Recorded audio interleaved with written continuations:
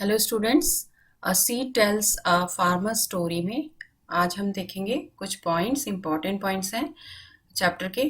Farmers keep aside some seeds from a good crop to grow crops for the next time.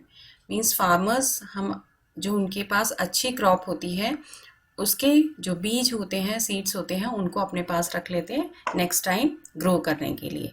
Seeds are protected from insects by putting neem leaves in them. Seeds को protect कैसे किया जाता है? नीम leaves उसमें रखकर। उसको जब store करते हैं तो उसमें नीम लीव्स डाल दिए जाते हैं। Undhiya is a vegetable dish which is eaten with bajra rotis. Bajra rotis के साथ उसको खाया जाता है ऊंधिया को। ऊंधिया एक डिश होती है। Farmers grow many different kinds of crops, grains and vegetables according to the season. Farmers बहुत सारे डिफरेंट तरीके के क्रॉप्स जो होते हैं वो उगाते हैं। ग्रेन्स भी हो सकते हैं उसमें, और वेजिटेबल्स भी होते थे। During earlier times natural fertilisers like cow dung and dry leaves were use. पुराने समय में नेचुरल फर्टिलाइजर्स यूज किए जाते थे, वो थे cow dung and dry leaves.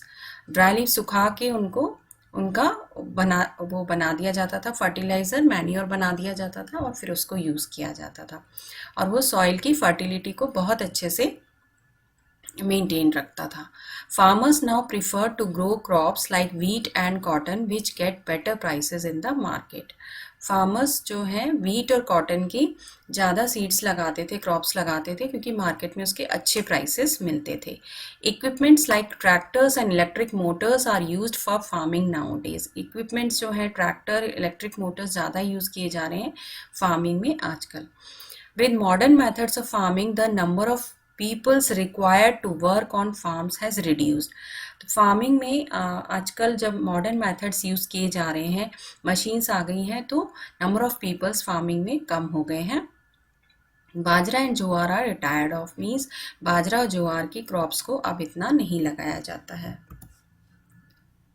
Plowing, sowing, manuring, irrigation, weeding, harvesting, threshing and storage are the various steps involved in agriculture. जब हम फार्मिंग करते हैं, एग्रीकल्चर करते हैं, तो ये सारे स्टेप्स उसमें इन्वॉल्व होते हैं।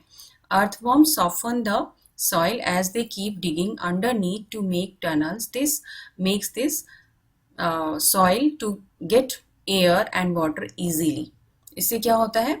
बहुत अच्छे से जो सॉइल होती है वो फर्टाइल हो जाती है। अर्थवर्म जो होते हैं सॉइल के अंदर घूमते रहते हैं और पूरी सॉइल को खोद देते हैं सारा, तो उससे क्या होता है कि सॉइल बहुत अच्छे से उसमें पोर्स हो जाते हैं और फिर एयर वाटर उसमें इजीली चले जाते हैं। Also earthworm eats the dead plants and leaves and their droppings fertilise the soil. That is why earthworms are called farmers friend. तो अर्थवर्म को फार्मर का फ्रेंड कहा जाता है, क्योंकि वो सॉइल को इतना अच्छा फर्टिलाइज कर देते हैं। डेड प्लांट्स वगैरह होते हैं उनको भी खा लेते हैं, प्लांट्स लीव्स जो होते हैं उसको खा लेते हैं, और फिर उनकी ड्रॉपिंग्स जो होती हैं उससे वो सॉइल फर्टाइल हो जाती है। Roots of the crotons do not go deep in the ground, so when the top layer of the soil become dry, the croton leaves bend and become limp. This indicates that the top soil is dried. तो जो roots होती हैं crotons की वो ज़्यादा अंदर तक नहीं होती हैं, अंडरग्राउंड ज़्यादा नहीं जाती हैं, उसकी टॉप लेयर पर ही रहती हैं, और अगर उसमें पानी की कमी हो जाती है तो वो पता चल जाता है, उसकी लीव्स बेंड हो जाती हैं और उसमें हम फिर पानी दे सकते हैं। वो इंडिकेट कर देती है कि अब उसमें पानी कम रह गया है।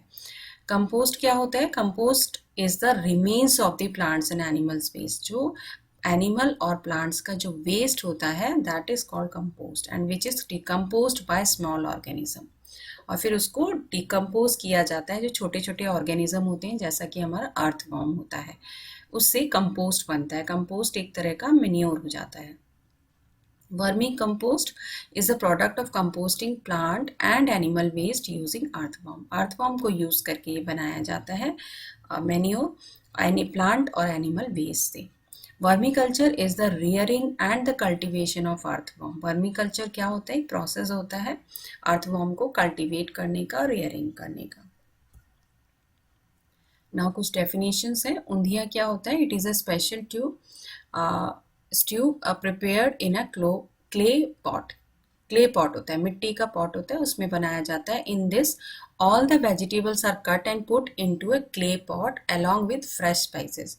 फ्रेश स्पाइसेस डाले जाते हैं, मसाले, और वेजिटेबल्स को काट के इसमें मिट्टी के पॉट में डाल दिया जाता है। The pot is then sealed and kept upside down between hot coal. Hot coal होता है, उसमें अपसाइड डाउन उल्टा करके रख दिया जाता है इसको सील करके।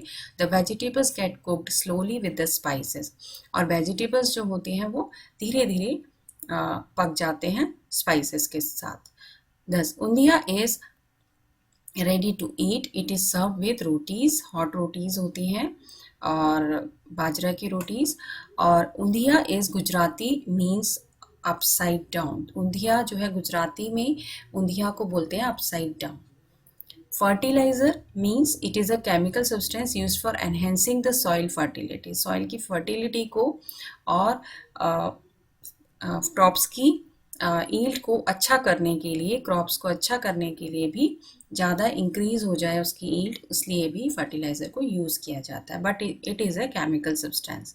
Manure it is an organic substance obtained from the plant and the animal waste. They improve the fertility of the soil. Example, cow dung. तो फर्टिलाइज़र हमारा केमिकल सब्सटेंस होता है जो यूरिया होता है, जनरली यूरिया यूज़ किया जाता है। और जो मैन्योर होता है वो ऑर्गेनिक सब्सटेंस होता है, नेचुरल सब्सटेंस होता है, एनिमल प्लांट वेस्ट से बनता है और ये सॉइल की फर्टिलिटी मेंटेन रखता है। और काऊ डंग इसका एग्जाम्पल है। कंपोस्ट क्या होता है? It is the dead and decayed plant and animal waste. जो लीव्स प्लांट्स खराब हो जाते हैं, डेड हो जाते हैं, और एनिमल का जो वेस्ट होता है, इन सब से मिलके कंपोस्ट बनता है। It helps in improving the soil for agriculture and gardening. Agriculture बहुत अच्छे से इम्प्रूव हो जाता है। Now, insecticides, the chemical used to kill the insects is called insecticide. Example, DDT.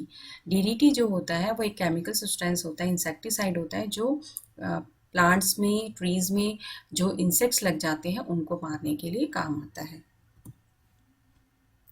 Insecticide, the chemical used to kill the insects is called insecticide. Vermicompost. It is a product of composting plant and animal waste using earthworm. In this, the earthworm is put inside the compost pit. The dropping of earthworm is rich in humus and nutrients and thus adds nutrients to the soil. तो वर्मीपोस्ट में क्या है, एक compost बनाया जाता है earthworm को लेकर। कंपोस्ट पिट होती है, उसके अंदर अर्थवर्म को डाल दिया जाता है और सारा वेस्ट उसमें, लीव्स, प्लांट्स, सारा डाल दिया जाता है और उसमें उसको कंपोस्ट बना दिया जाता है। एग्रीकल्चर क्या है? The practice of growing plants on a large scale for food and other purposes called agriculture. तो एग्रीकल्चर क्या है? एक फार्मिंग जैसे हो गया कि प्लांट्स को हम ग्रो कर रहे हैं, क्रॉप्स को ग्रो कर रहे हैं, but on a large scale, बहुत बड़े लेवल पे इंक्रीज ग्रो करना प्लांट्स को। और जनरली फूड के लिए यूज़ किया जाता है, या फिर आप फूड्स को एक्सपोर्ट भी कर सकते हैं। Compost pit, a large pit is dug and all the organic waste कौन सा हो गया? Compost, is put in it. Compost pit क्या होता है कि एक गड्ढा होता है जिसको कि डिग किया जाता है और उसमें वेस्ट सारा डाला जाता है, प्लांट्स, एनिमल्स का सब। The pit is then covered with top soil से कवर्ड कर दिया जाता है। After few days it decomposes and compost is form. थोड़े दिनों बाद डिकम्पोज होने के बाद कंपोस्ट बन जाता है। Different steps in agriculture. Agriculture के स्टेप्स क्या हैं? Steps in agriculture are ploughing. सबसे पहले प्लोइंग करते हैं। It is the process of digging up of the soil to prepare it for growing crops.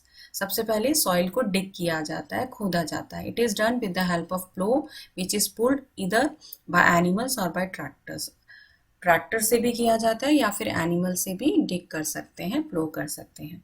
Sowing क्या होता है? Once the soil is ready, healthy and ripe seeds of the best variety of seeds are selected and sown.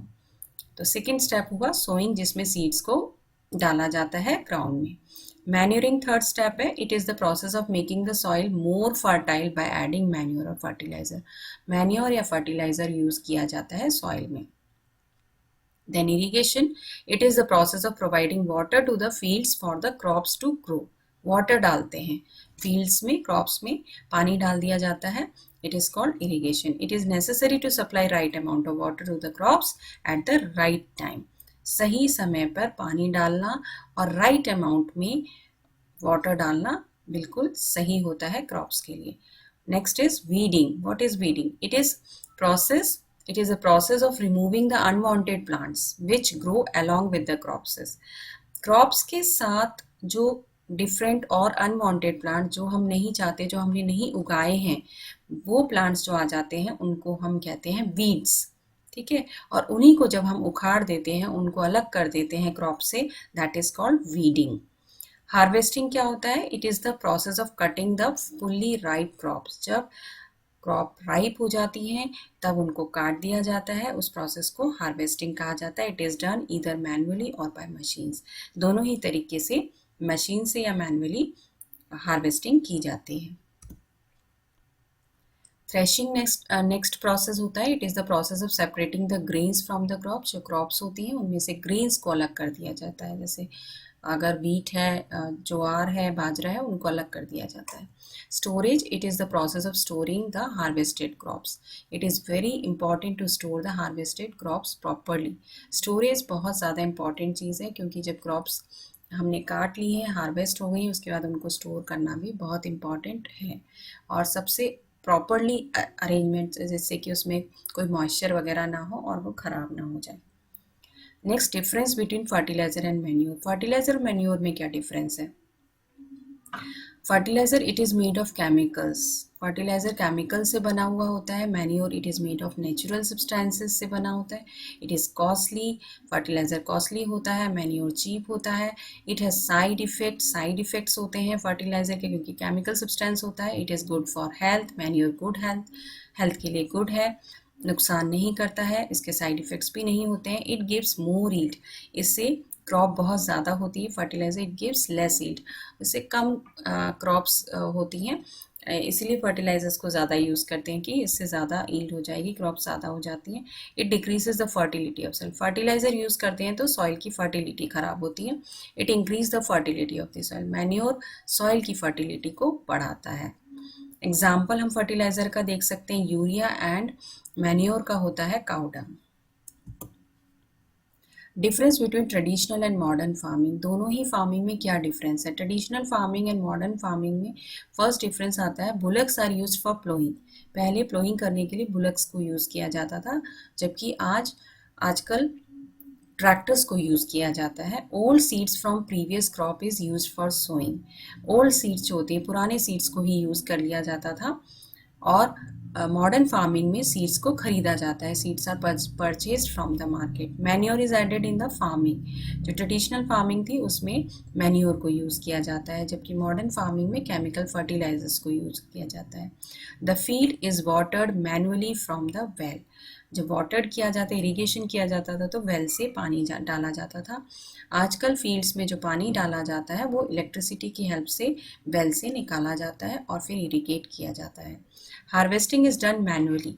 Harvesting पहले manually होती थी, अब machines को, modern farming में harvesting जो है मशीन्स को यूज़ करके किया जाता है। Thank you students. इस चैप्टर से रिलेटेड वीडियोस और एजुकेशनल वीडियोस देखने के लिए आप डिस्क्रिप्शन बॉक्स में लिंक देख सकते हैं, और मेरी आने वाली वीडियोस को देखने के लिए सब्सक्राइब कर सकते हैं अपना चैनल माइलस्टोन।